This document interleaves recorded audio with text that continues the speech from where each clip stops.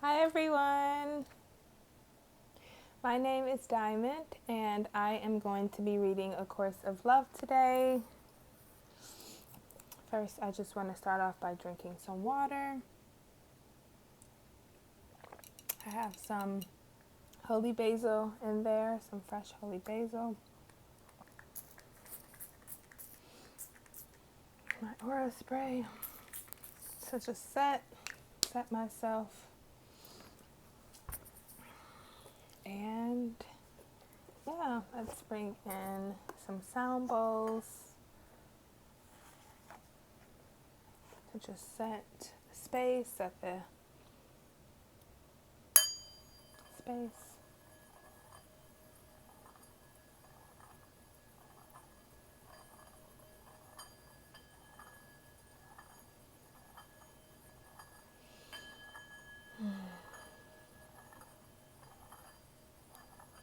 Okay.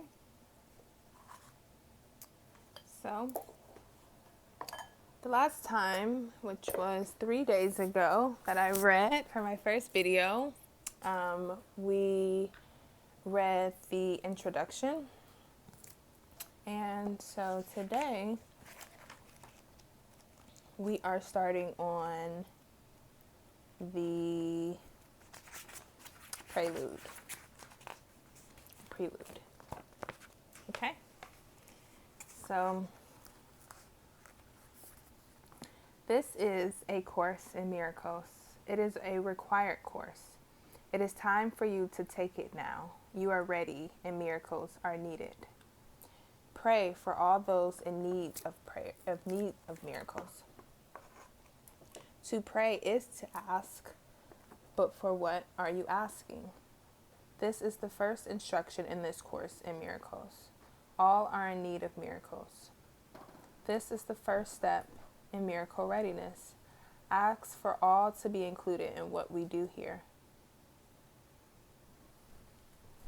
And this is something that actually comes up again later on in, I believe it's in one of like the later chapters where it talks about asking for all to be included in what we do. By praying for all those in need of miracles, you are praying for all to learn as you learn. You are asking to link your mind with all minds. You are asking to end your separated state and learn in a state of unity. This is a basic recognition that this is the only way you learn.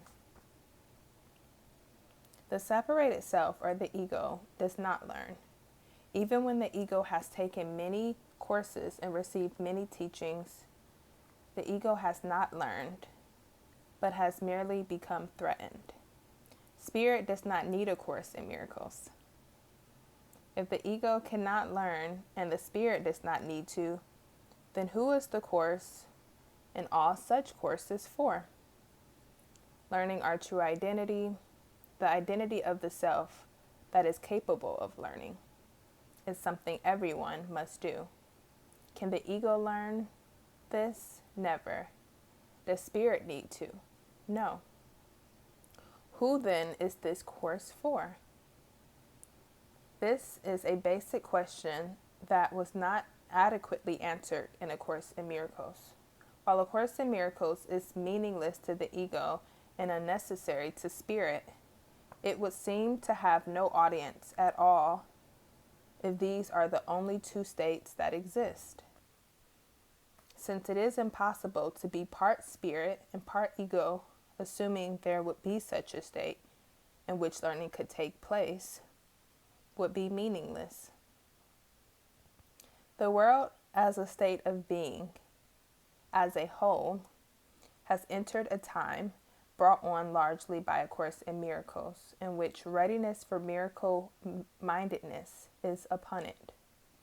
A Course in Miracles opened a door by threatening the ego. All those who, with egos weakened, walk this world with the hope of leaving ego behind, with miracle-minded intent, have awakened human beings to a new identity.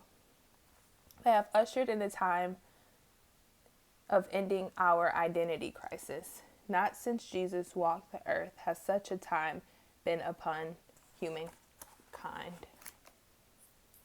What is it in you that is capable of learning? What is it in you that recognizes that ego is not what you are? What is it in you that recognizes your spirit? What is it in you that hovers between two worlds, the world of the ego's domain and that of spirit? What recognizes the difference? The Christ in you. It is easy to imagine how the Christ in you differs from your ego, but not as easy to recognize how the Christ in you differs from spirit. The Christ in you is that which is capable of learning in human form what it means to be a child of God. The Christ in you is that which is capable of bridging two worlds, heaven and earth. Yeah. This is what is meant by the second coming of Christ. The ego is what you made. Christ is what God made. The ego is your extension of who you think you are. Christ is God's extension of who He is. In order to end the need for learning, you must know who you are and what that means.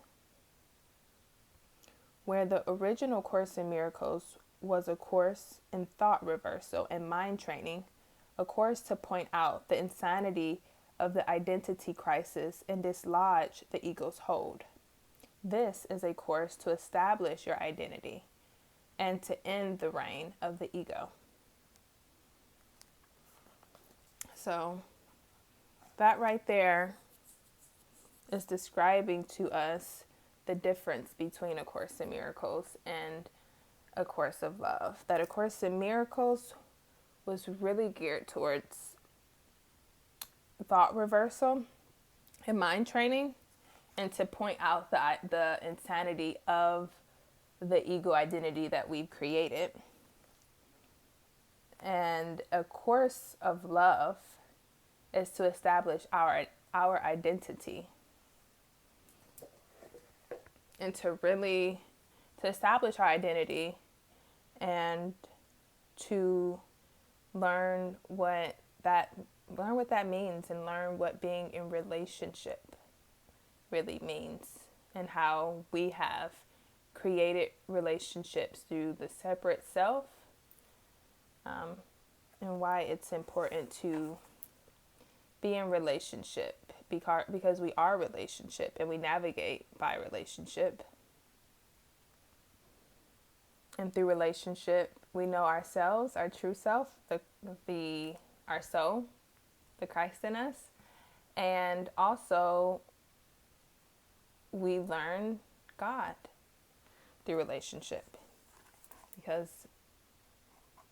God is love, and love is what we are. And so when we are in relationship, we are love.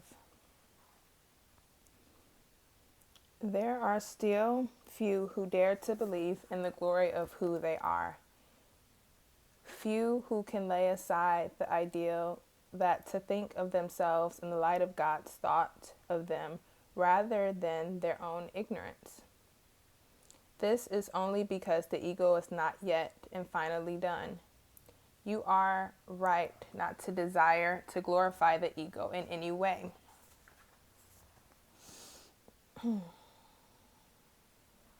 You know that the ego cannot be glorified and that you would not want it to be. This is why, while the ego remains, you cannot know who you are. The only glory is of God and His creations. That you are among the creations of God cannot be disputed, right? Because we are an ideal and a thought from God. Thus, all glory is due you. All glory is yours, and your effort to protect it from the ego's reach are valiant but unnecessary. The ego cannot claim the glory that is yours. Many of you desire to be foot soldiers, to just live the good life without claiming glory, without having any grand ideals about yourself. It is possible to do much good without recognizing. Is it possible to do much good without recognizing who you are? But it is impossible to be who you are. And you are what the world is for. Your recognition of yourself and your recognition of your brothers and sisters is what the world is for. To stop before this is accomplished, when it is in reach, is every bit insane as belief in the ego. Ask yourself, what is it that stops you? As humble as you seem to be in your choice, you are still ego. You are still letting ego make your choice. This is not humility, but fear.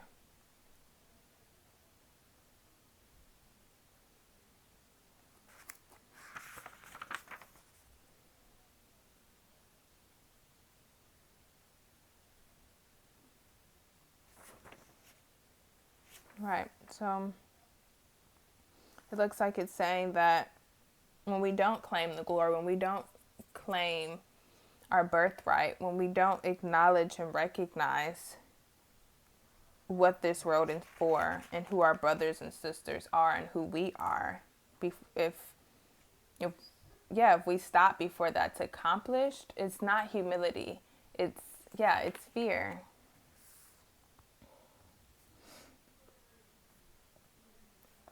And it is it's still giving our power away to ego. It's still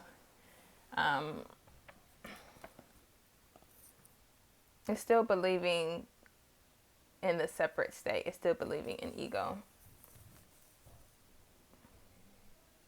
The further teachings of the original course were designed to turn fear into love. When you think you can go only so far and no further in your acceptance of the teachings of the course and the truth of yourself as God created you, you are abdicating love to fear. You are perhaps making this world a better place, but you are not abolishing it. In your acceptance of doing good works and being a good person, you are accepting ministry to those in hell rather than choosing heaven. You accept what you view as possible and reject what you perceive as impossible. Right? Because it's like when we see ourselves as limited and when we see ourselves like only this is possible, right? It's limiting and it's not believing and having faith and willingness to believe that we are something other than this body, that we're something other than the separate state that we've created. And so there's fear in perceiving something that we see as impossible. There's fear in choosing to imagine or to be inspired to choose something new or to learn differently.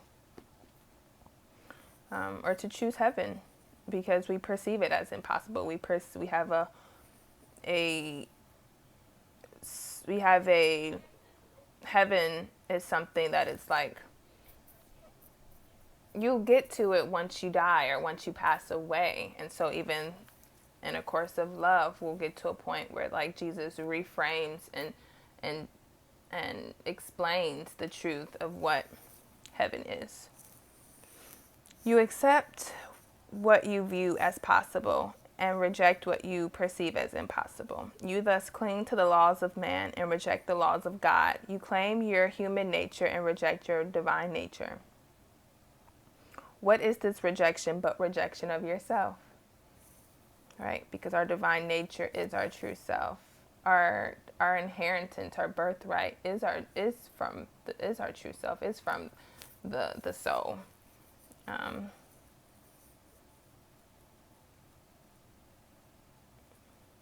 What is this rejection but fear masquerading as humility?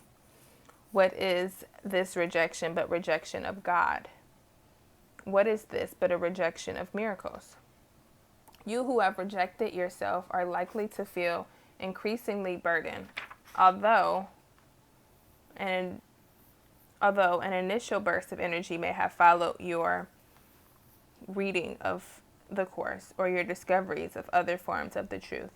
Although you may even have experienced what seems to be miracles happening to you as you have continued to reject yourself, this energy and these experiences that lightened your heart would have begun to recede and to seem as distant and as unreal as a mirage. All that you retain is a belief and effort and a struggle to be good and to do good. A belief that clearly demonstrates that you have rejected who you are. Oh, child of God, you have no need to try at all, no need to be burdened or to grow tired and weary. You who want to accomplish much good in the world, realize that only you can be accomplished. You are here to awaken from your slumber. You are here not to awaken to the same world, a world that seems a little more sane than before, but still governed by insanity. A world in which it seems possible to help a few others, but certainly not all others, but to awaken to a new world. If all that you see change within your world is a little less insanity than before, then you have not awakened, but still are caught in the nightmare your ego has made. By choosing to reject yourself, you have chosen to try to make sense of the nightmare rather than to awaken from it. This will never work. By rejecting who you are demonstrating that you think you can believe in some of the truth, but not all of it. Many of you have accepted, for instance, that you are more than your body, while retaining your belief in the body. You thus have confused yourself further by accepting that you are two selves, the ego self representing the body, and a spirit self that represents to you an invisible world in which you can believe but not take part. You thus place the ego at odds with spirit, giving the ego an internal and invisible foe to do battle with. This was hardly the purpose of any teachings of the truth that have at their aim the exact opposite of this conflict-inducing situation. Partial truth is not only impossible, it is damaging. For sooner or later in this lopsided battle, the ego will win not. The spirit, as you have defined it, too amorphous, too lacking in definition and believability to win this battle against what you perceive as your reality. You who have come to truth only to turn your back and refuse to see it, turn around and look again. You have traveled your path, and the end of the journey is in sight. You stand at the precipice with a view of the new world glittering with all the beauty of heaven, set off at just a little distance in a golden light. When you could have seen this sight, you turn your back inside, looking back on a world familiar to you and choosing it instead. You do not see this choice, even made with every good intention of going back and making a difference. It's still a choice for hell when you could instead have chosen heaven. Yet you know that choosing heaven is the only true way to change the world. You are so afraid to let go of the world that you have known. You are so afraid to let go of the world that you have known that even though it is a world of conflict, sickness, and death, you will not exchange it, will not relinquish it. While God remains unknown to you, you remain unknown to yourself. So too does heaven remain concealed. Thus, in turning your back on heaven, you turn your back on yourself and God as well.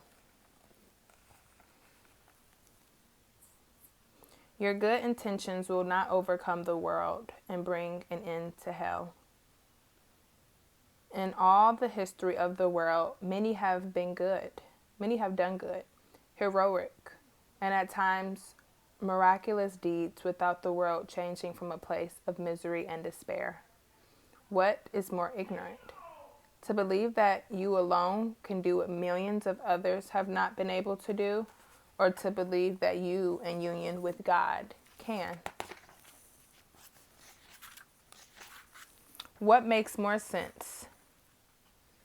To try again, to choose to try again what others have tried and failed to accomplish, or to choose to leave behind the old and choose a new way, a way in which you could become the accomplished, and in your accomplishment bring the new into being.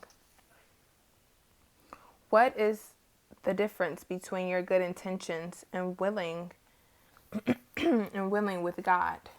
The difference is in who you think you are and who God knows you to be.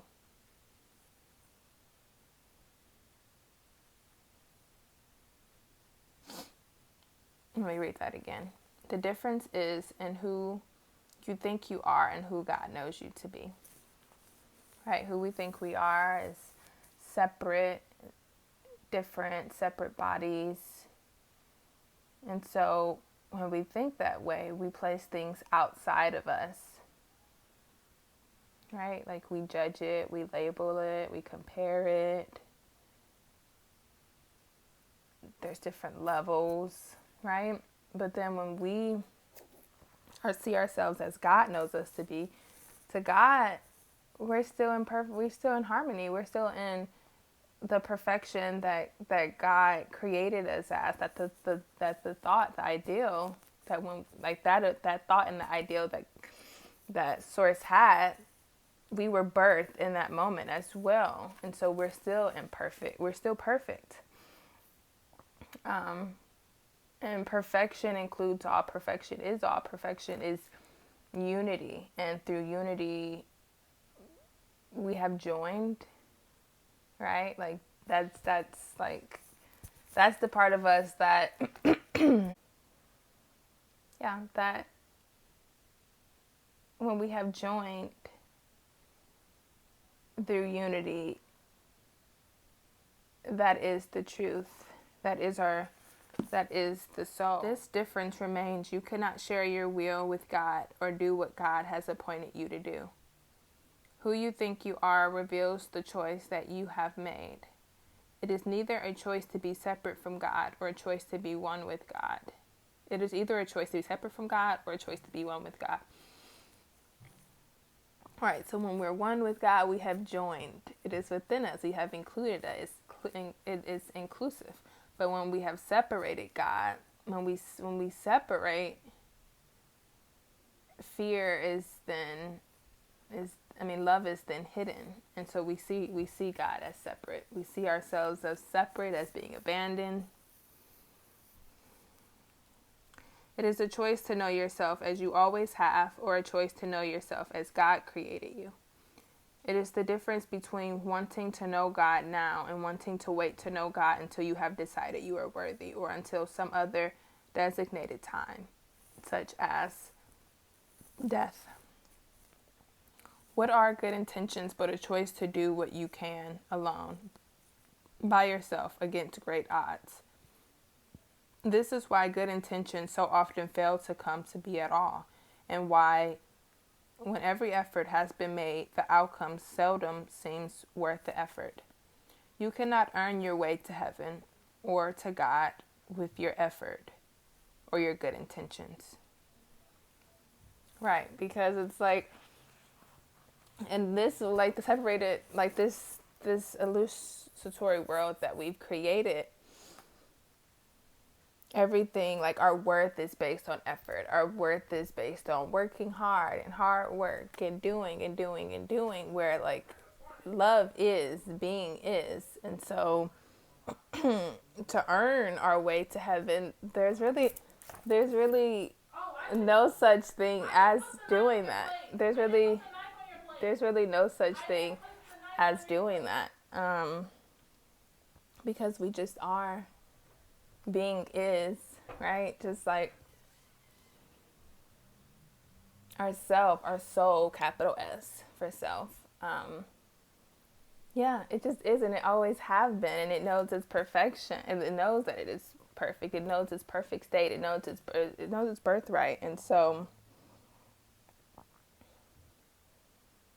the effort and the good intentions to earn our way, to earn love, is untrue, and it's not needed.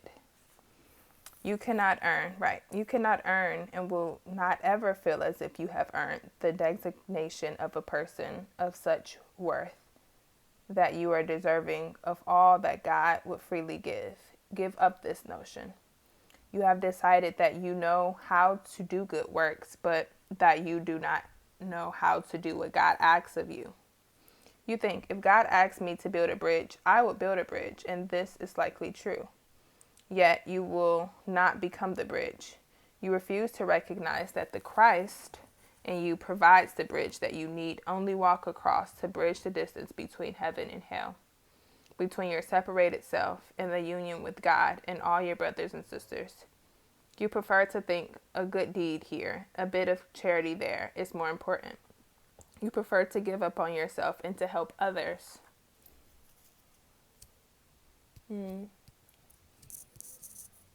Yeah, we even see service and charity as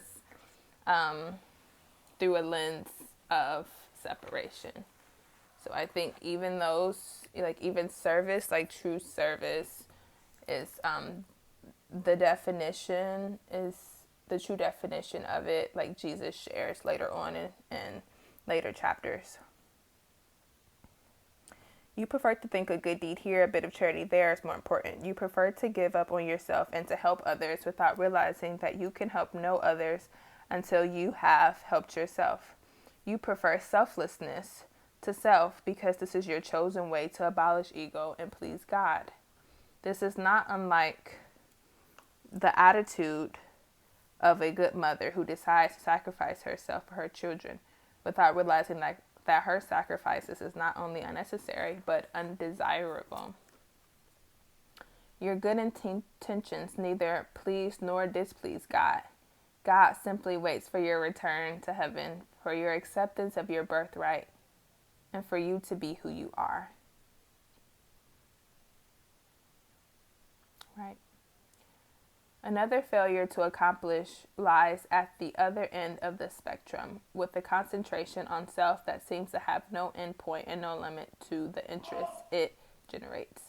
While forgiveness and the release of guilt are necessary, and while recognition of gifts and what leads to joy cannot be done without, they are the point only to the extent of making one ready for a new choice.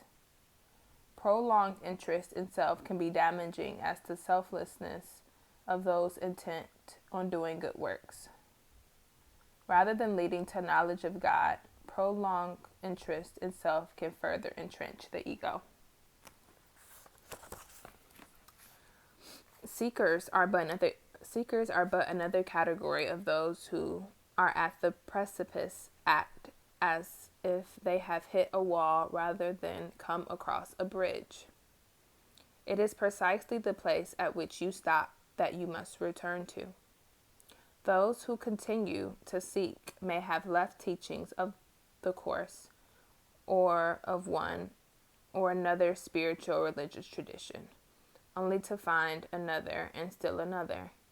For those intent on seeking, there is always more to seek.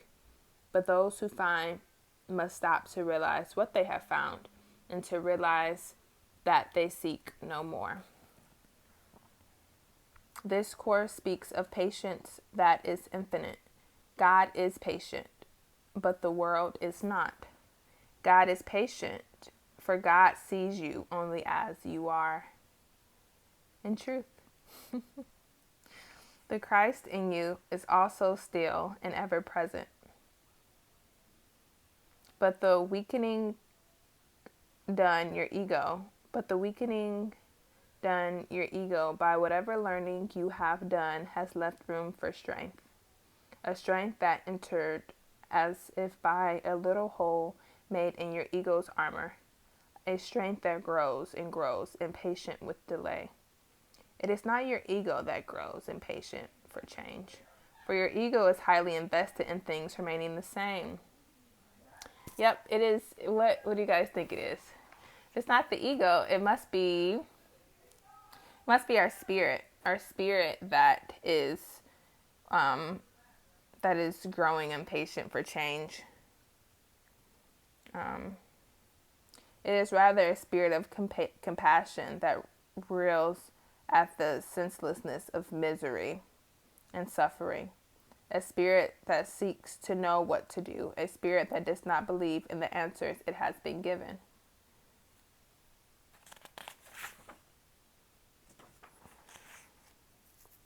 The way to overcome the dualism that threatens even the most astute of learners is through the Christ in you, through the one who knows what it is to be God's child, and also to walk the earth as child of men. This is not your helper, as the Holy Spirit is, but your identity.